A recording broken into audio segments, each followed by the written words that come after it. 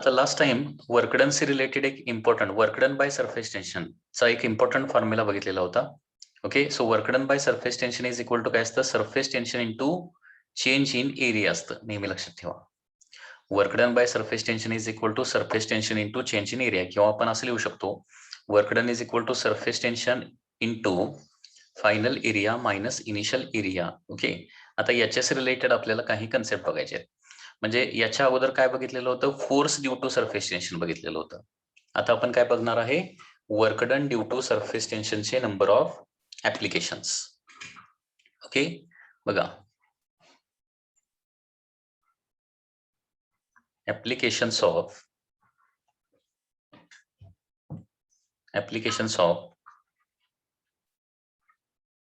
work done by surface tension.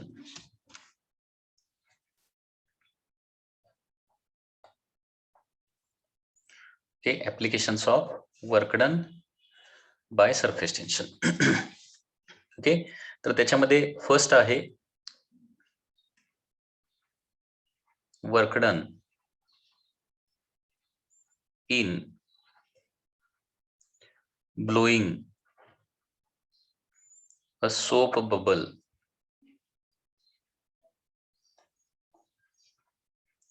of radius r.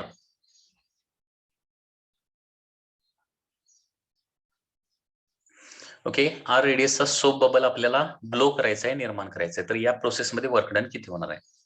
आता work done is equal to काय असणार आहे, surface tension into final area minus initial area असणार आहे. बरोबर आहे. So surface tension into final area किती होणार बघा, 8 pi R square.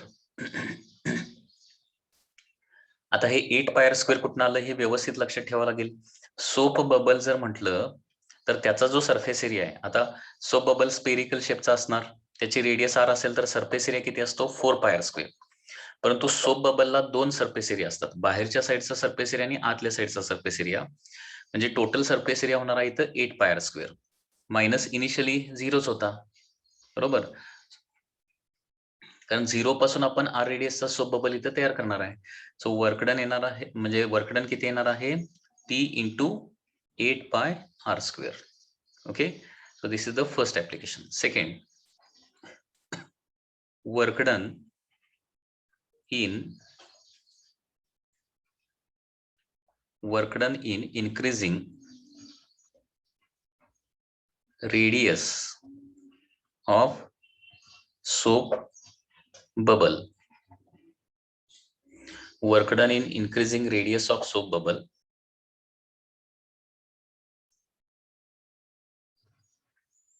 Work done in increasing radius of soap bubble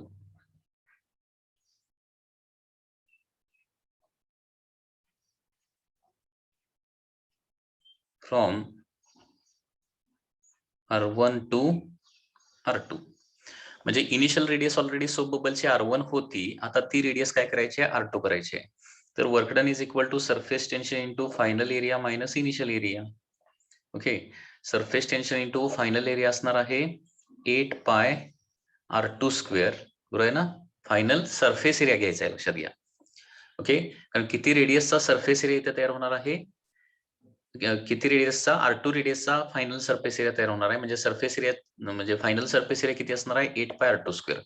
नेहमी लक्षात ठेवा बबलला डबल सरफेस एरिया नेहमी घ्यायचा आणि ड्रॉपला फक्त सिंगल येणार आहे, कारण ड्रॉपला आतमध्ये सरफेस एरिया नसतो.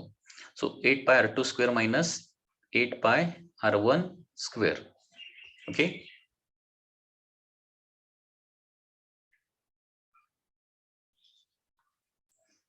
So therefore work done is equal to येणार आहे T into 8 pi in bracket R2 square minus R1 square. Okay, एक एक्झाम्पल बघूया याच्यावर. If surface tension is T, surface tension capital T आहे, then work done in increasing radius from R2 3R is, म्हणजे already soap बबलची radius R होती, ती radius आपल्याला 3R करायची आहे. तर work done during this process काय होणार आहे? So work done is equal to T into 8π in bracket R2 square म्हणजे 9R square minus R1 square म्हणजे R स्क्वेअर, म्हणजे वर्क डन येणार आहे बघा 9R square minus R square म्हणजे 8R square, 8 into 8 64 πR square into T. So that is the final answer. 64 πR square into T.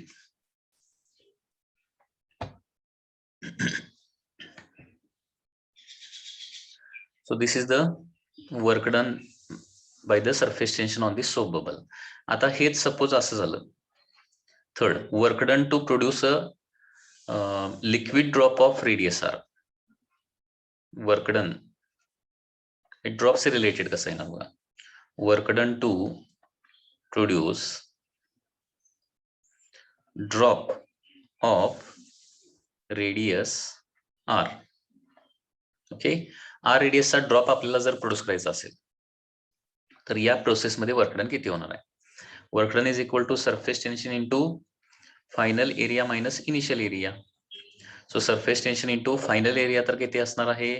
4πR square. आता बघा इथं 8πR square surface area आपण घेतलं नाही, 4πR स्क्वेअर घेतलं, कारण का ड्रॉप जो आहे तो आतमधून पूर्णपणे भरलेला असतो, म्हणजे आत सरफेस एरिया नसतो, फक्त बाहेरनं त्याला सरफेस एरिया असतो.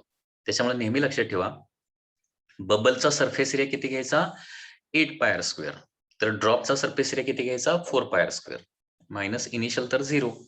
त्याच्यामुळे work done to produce drop of radius R येणार आहे T इंटू 4πR स्क्वेअर. त्याच्यामुळे क्वेश्चन मध्ये व्यवस्थित बघायचं तर ड्रॉपचा प्रॉब्लेम आहे का बबलचा प्रॉब्लेम आहे, त्याच्यानुसार सगळं कॅल्क्युलेशन चेंज होणार आहे. त्याचबरोबर आता आपण बघितलं की बबल प्रोड्यूस करायला सर्टन वर्कडन करावं लागतं, बरोबर आहे ना? सर्टन वर्कडन करावं लागतं आणि हे झालेलं वर्कडन काय होणार?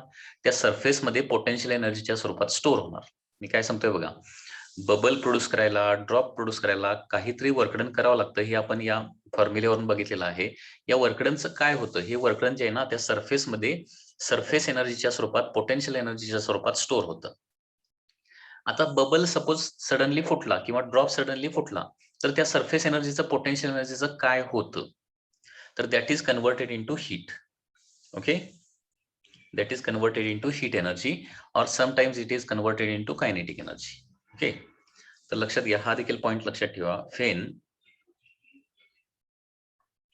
a bubble or drop breaks, when a bubble or drop breaks, its surface energy is converted to heat energy. Surface एनर्जीचं कन्व्हर्जन हीट एनर्जी मध्ये होत आहे. त्याच्यानंतर नेक्स्ट आहे work done in breaking a single drop into n droplets. Work done in breaking a single drop into n identical droplets. Okay, एका single ड्रॉपचं conversion कशामध्ये करायचं आहे? म्हणजे एक सिंगल ड्रॉप जो होता तो काय होणार आहे? n आयडेंटिकल ड्रॉप मध्ये आपल्याला, आयडेंटिकल म्हणजे सगळे सेम साईजचे ड्रॉपलेट्स मध्ये कन्व्हर्जन करायचं आहे. तर या प्रोसेसमध्ये वर्क डन किती होणार आहे? सपोज एक ड्रॉप सर्टन हाईट वरून खाली पडला, सरफेसवर आदळला, तर एका ड्रॉपलेटचे 2 ड्रॉप, 3 ड्रॉप, 8 ड्रॉप, 1000 ड्रॉप असं काही तयार होऊ शकतं, लक्षात घ्या. तर या प्रोसेस मधला एक वर्कडनचा खूप इम्पॉर्टंट फॉर्म्युला आहे. हा फॉर्म्युला तुम्हाला पाठ करून ठेवायचा आहे. हा फॉर्म्युला कसा येणार बघा, work done in breaking a single drop into n droplet. एका ड्रॉपचं अनेक ड्रॉपलेट मध्ये कन्व्हर्जन झाल्यानंतर वर्क डन किती होणार आहे? तर फॉर्म्युला तर नेहमीच तेच असणार आहे, work done is equal to surface tension into change in area. Change in area काढण्यासाठी इनिशियल सरफेस एरिया काढावा लागेल, फायनल सरफेस एरिया काढावा लागणार आहे. आता बघा इथं काय असणार आहे, एक सिंगल ड्रॉप असणार आहे, त्याची रेडियस सपोज R असेल आणि त्याच्यापासून काय झालेले आहेत, या पद्धतीनं n छोटे छोटे ड्रॉपलेट्स तयार झालेले आहेत. n आणि प्रत्येकाची रेडियस किती आहे, स्मॉल आर आहे सपोज आता. ओके, तर सिंगल ड्रॉपलेटचे अशा पद्धतीनं n ड्रॉपलेट्स तयार झालेले आहेत.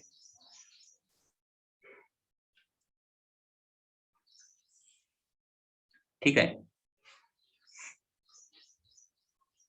आता या प्रोसेसमध्ये कॅपिटल आणि स्मॉल आर मधलं रिलेशन जे आहे ना, ते रिलेशन खूप महत्वाचं आहे. ओके, हे बघा, suppose a drop of radius capital R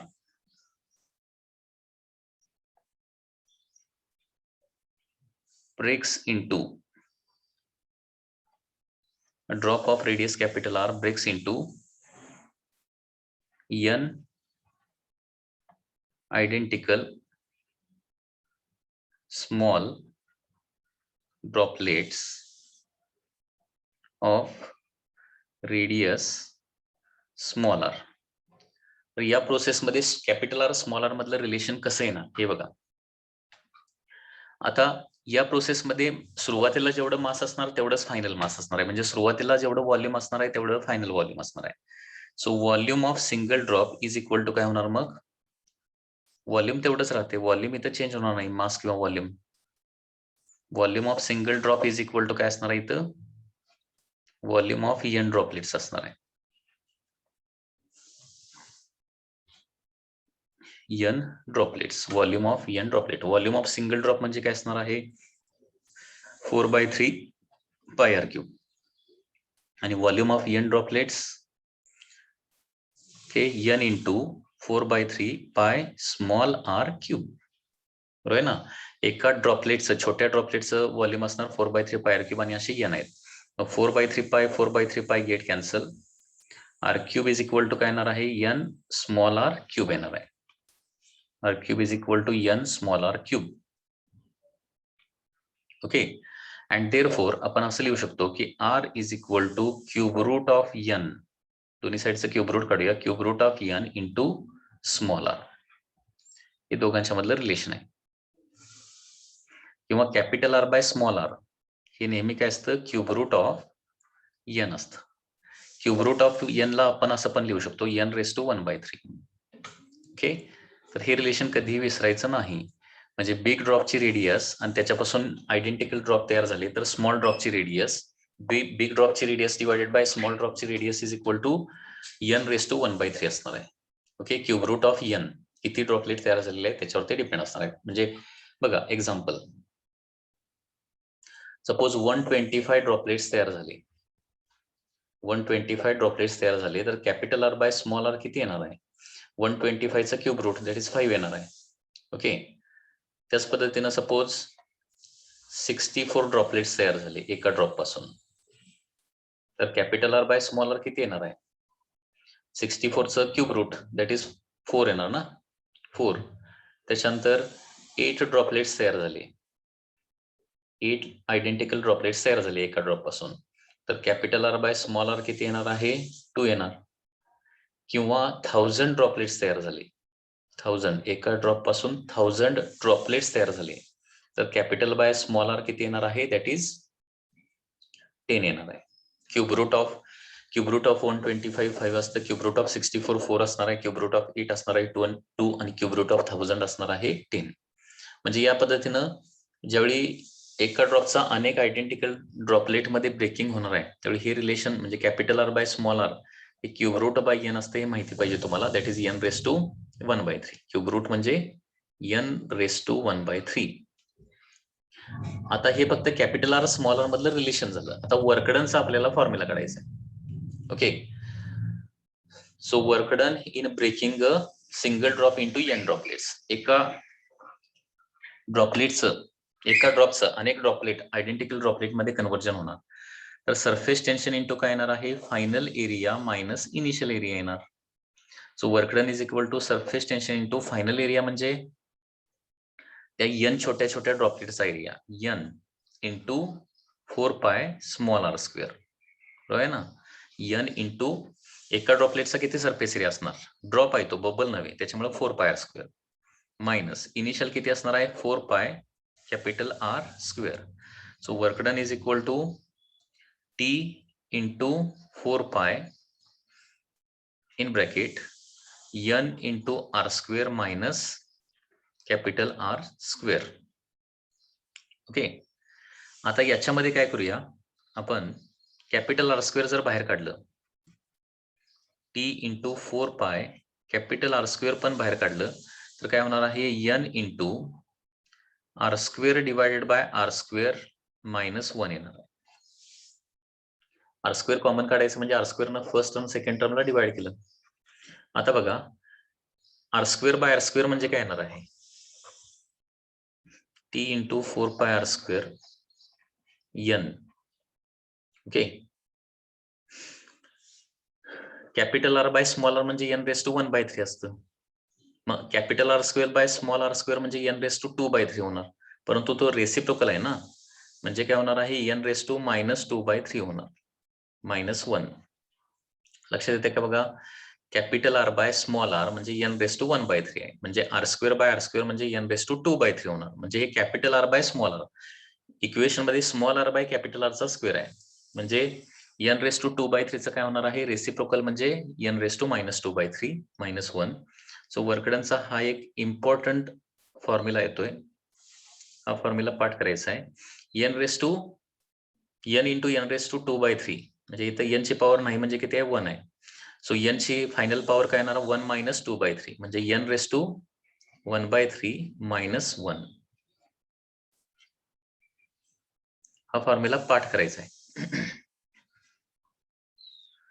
work done by the surface tension in breaking a single drop. Okay, येणार आहे T into 4 pi R square in bracket n raise to 1/3 म्हणजे cube root of n minus 1. T into 4 pi R square n into 1/3 minus n raise to 1/3 that is cube root of n minus 1 येणार आहे. एक example बघूया. Example, single drop of radius capital R breaks into single drop of radius capital R breaks into 125 identical droplets. 125 identical droplets. Then work done is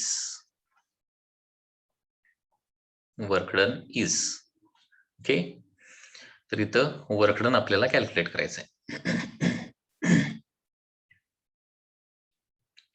then work done W is equal to बघा T into 4 pi R square cube root of n, cube root of 125 म्हणजे 5 असतं, minus 1 येणार. So work done किती येणार आहे, 5 minus 1 that is 4. 4 into 4 16 pi R square into T, एवढं work done होणार आहे. MCQ मध्ये हे तुमचं फायनल आन्सर असणार आहे. म्हणजे एका ड्रॉपचं 125 आयडेंटिकल ड्रॉपलेट मध्ये कन्व्हर्जन झालं तर वर्क डन किती होणार आहे, 16 pi R square into T. याचे नंबर ऑफ क्वेश्चन पटपट तयार करतो. असा क्वेश्चन येऊ शकतो, single drop of radius capital R breaks into 1000 identical droplets आले, 1000 तर वर्क डन किती होणार, मग 1000 आलं तर 1000 आलं तर T into 4 pi square as it is येणार ना. हे n रेस टू 1/3 म्हणजे क्यूब रूट काढायचं आहे, क्यूब रूट.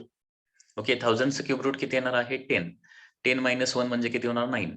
9 4 जार 36 म्हणजे 36 पाय स्क्वेअर इंटू टी. हे तोंडी कॅल्क्युलेशन असं जमलं पाहिजे, लक्षात घ्या.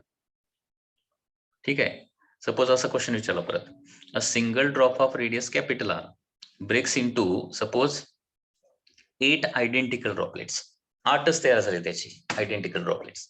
Then work done during this process is काय येणार आहे, T into 4 pi square into cube root of 8 म्हणजे काय येणार, 2 मायनस 1 म्हणजे 1च राहणार, म्हणजे वर्क डन किती येणार आहे, 4 pi square into T.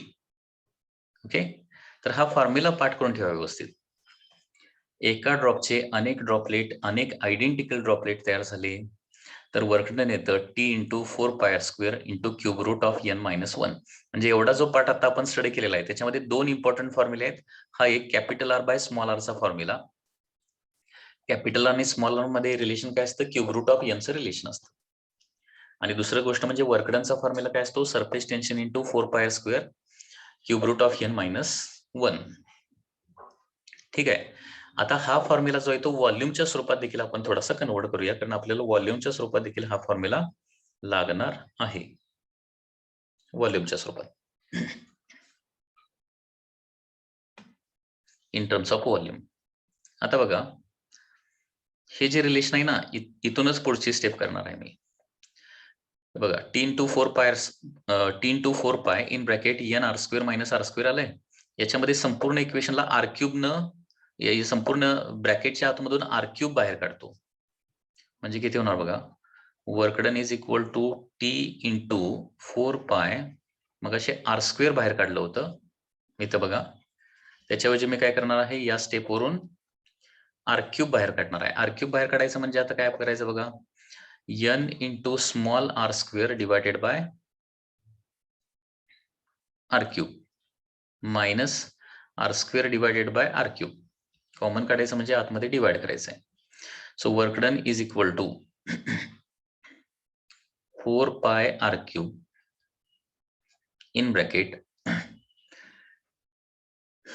Okay, आता n म्हणजे काय असतं रे, capital R by small r म्हणजे काय असणार आहे, n⁻⁴. म्हणजे दोन्ही साईडचा जर क्यूब केला, r³ बाय स्मॉल r³ म्हणजे n येणार. n म्हणजे काय, capital R³ divided by small r³ म्हणजे n येणार ना. बघा ना, capital R by small r म्हणजे क्यूब रूट ऑफ n आहे. दोन्ही साईडचा जर क्यूब केला तर r³ बाय r³ म्हणजे n येणार ना.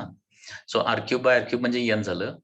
त्याच्यानंतर r² bye r³ minus 1 by r येणार आहे. r² न r³ ला कॅन्सल, r³ मधला एक स्क्वेअर कॅन्सल केला.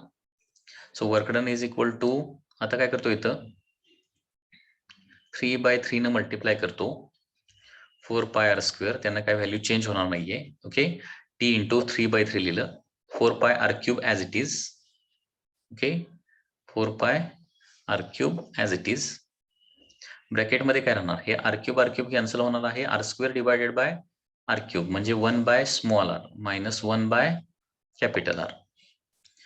आता work done is equal to बघा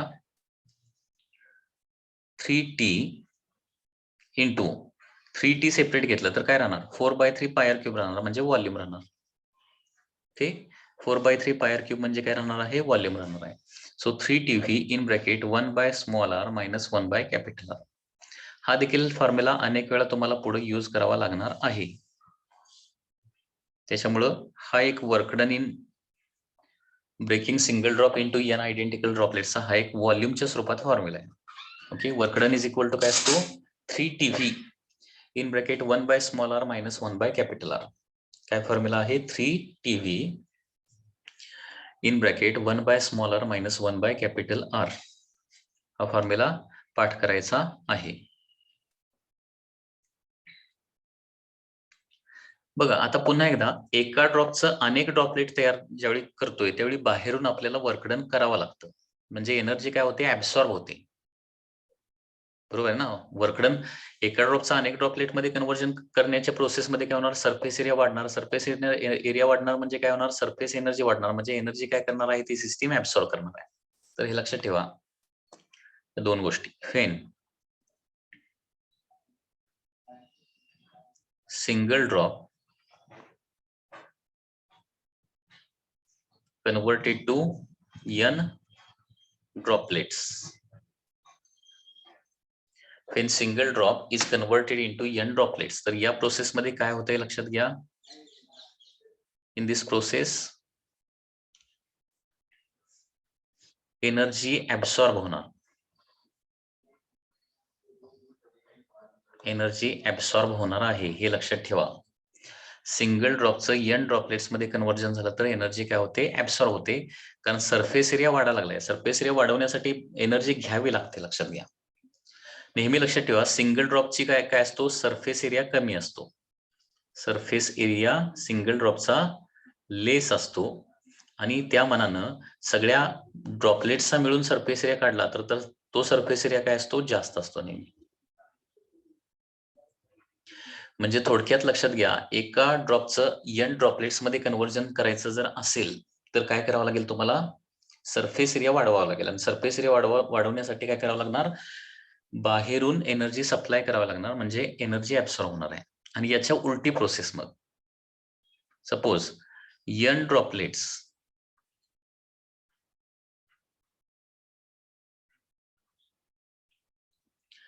एकत्र आल्याने एक ड्रॉप तयार झाला, कंबाईन झाले. तर या प्रोसेसमध्ये काय होणार, मग आता सरफेस एरिया सुरुवातीला जास्त असणार, तो सरफेस एरिया कमी होणार, आणि सरफेस एरिया कमी होणं म्हणजे एनर्जी कमी होणं, एनर्जी कमी होणं म्हणजे त्या ड्रॉपला आपली एनर्जी बाहेर टाकावी लागणार आहे, आणि ती हीटच्या स्वरूपात मोस्टली एनर्जी बाहेर टाकली जाते. सो एनर्जी इज लिबरेटेड, हे लक्षात ठेवायचं व्यवस्थित. एका ड्रॉपचा अनेक ड्रॉपलेटमध्ये कन्व्हर्जन झालं की त्या प्रोसेसमध्ये एनर्जी ऍब्सॉर्ब होते, आणि अनेक ड्रॉपलेटचा सिंगल ड्रॉप तयार झाला तर या प्रोसेसमध्ये एनर्जी काय होते, लिबरेट होते. ओके, आता एनर्जी लिबरेट झाल्यामुळं ओके ती काही वेळेला हीटच्या स्वरूपात बाहेर पडते किंवा काही वेळेला कायनेटिक एनर्जीच्या स्वरूपात देखील बाहेर पडू शकते.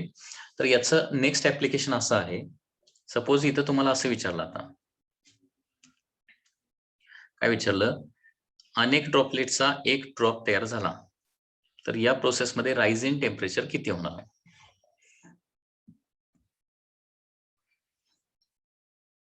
बघा next application,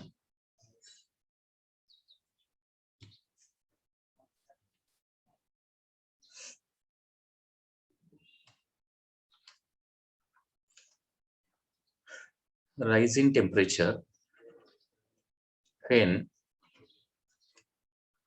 number of droplets combine to form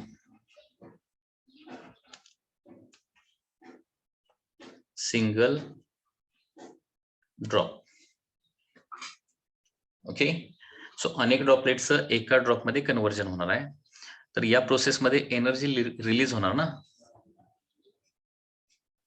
okay, पण बघा अनेक ड्रॉपलेट्स म्हणजे काय येणार आहे, पुन्हा एकदा एरिया इज मोर, त्याचं कन्व्हर्जन एका ड्रॉप मध्ये होणार आहे, so area is less. Area more म्हणजे more potential energy, surface energy more, बरोबर.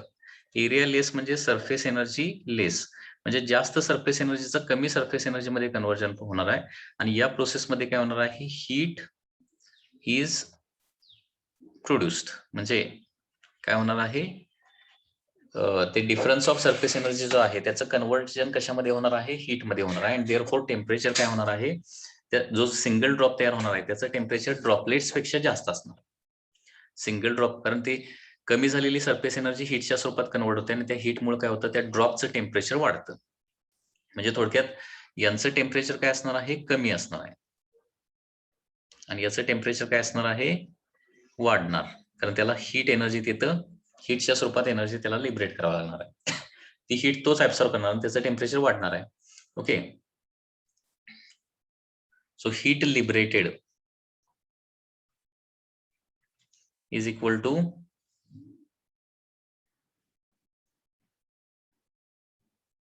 heat liberated is equal to